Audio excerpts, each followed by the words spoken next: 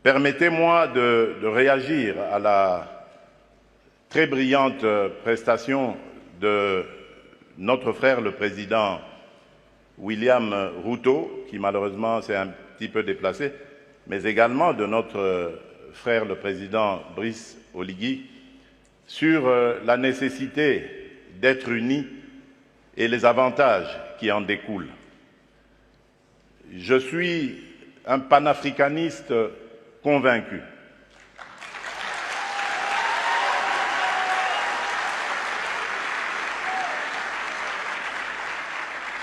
Et je suis vraiment rompu à cette conviction. Et lorsque je suis devenu, c'est ça la preuve d'ailleurs, lorsque je suis devenu président de la République, il y a presque 5 ans maintenant, la première destination à laquelle j'ai réservé mes déplacements, c'était l'Afrique.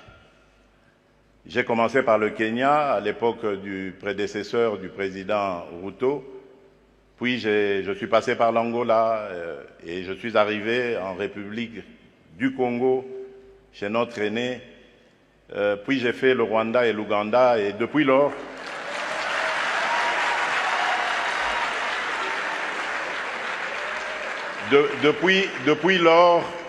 depuis lors, j'ai parcouru et visité tous les 9 pays voisins de la République démocratique du Congo.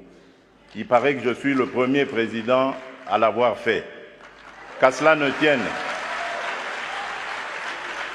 tienne, mon but était de parler à tous mes interlocuteurs, mes pairs, de la nécessité que nous avons de vivre en paix, de vivre unis et de développer des projets qui vont être à l'avantage de nos populations respectives.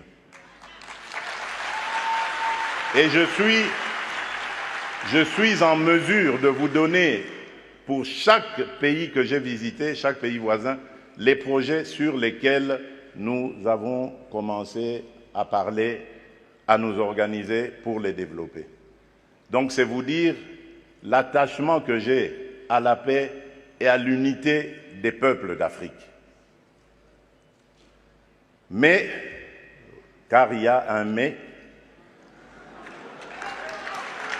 et là je voudrais vraiment m'excuser de tempérer un peu l'enthousiasme qui a été le nôtre lorsque nous avons suivi le président Ruto, pour dire, malheureusement, nous sommes loin de la réalité.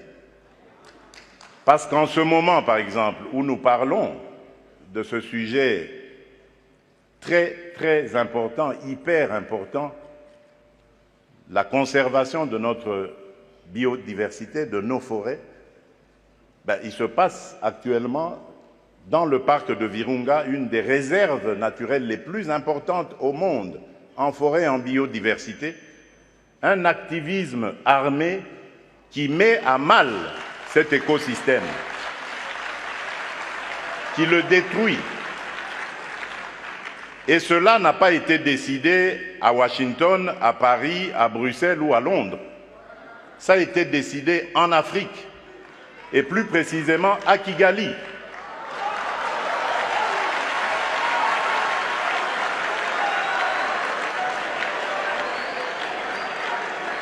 C'est l'œuvre d'un frère africain. C'est pour vous dire que nous devons bannir l'hypocrisie qui est entre nous.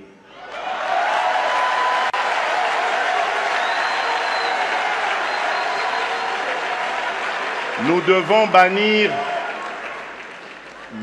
bannir des fléaux tels que le tribalisme, la haine de l'autre. Et c'est là, je crois, que nous pourrions parler d'abattre nos barrières, d'effacer les tarifs douaniers, etc. Tout simplement parce que, malgré nos engagements, rappelez-vous, à l'Union africaine, l'horizon 2020 était l'objectif pour faire taire les armes en Afrique. C'est devenu une chimère. Et nous ne nous en offusquons pas. Nous ne condamnons pas. Et tant que ce sera comme ça, il faudra oublier toutes les bonnes initiatives telles que celles préconisées par le président Ruto. Nous devons avoir le courage de nous regarder entre Africains, les yeux dans les yeux.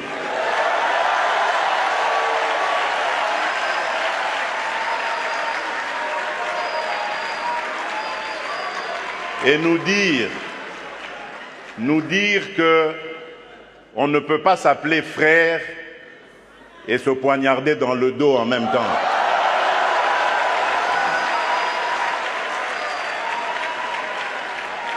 Nous devons arrêter de rejeter nos responsabilités sur les étrangers non africains. La colonisation, ça fait une soixantaine d'années qu'elle allait terminer en Afrique.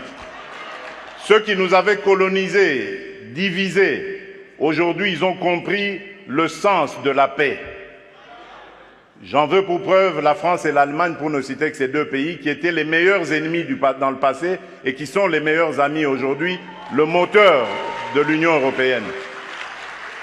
Tant que nous ne réfléchirons pas comme ça, eh bien ces gens-là, ces amis, ces partenaires à qui nous rejetons toujours la faute, ils continueront à nous prendre pour des irresponsables, ils ne nous respecteront jamais.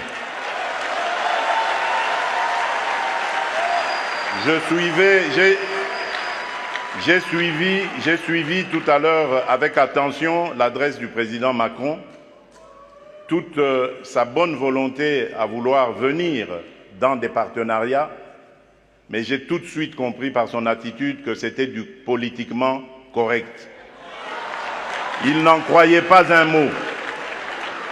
Non pas parce que lui est menteur, non, loin de là. Parce que nous ne sommes pas sérieux, et eux le savent. Le jour où nous mettrons fin à ce à quoi nous assistons aujourd'hui, à l'est de la République démocratique du Congo par exemple, des voisins qui viennent semer la pagaille, la mort, la désolation, uniquement dans le but de s'enrichir, de piller les ressources. Le jour où nous mettrons fin à ce genre de comportement, alors oui, là nous aurons compris. Parce que je suis désolé, en tant que président de la République démocratique du Congo et face à ce genre de choses, je ne suis pas tenté de construire des ponts, mais plutôt des murs pour sécuriser ma population.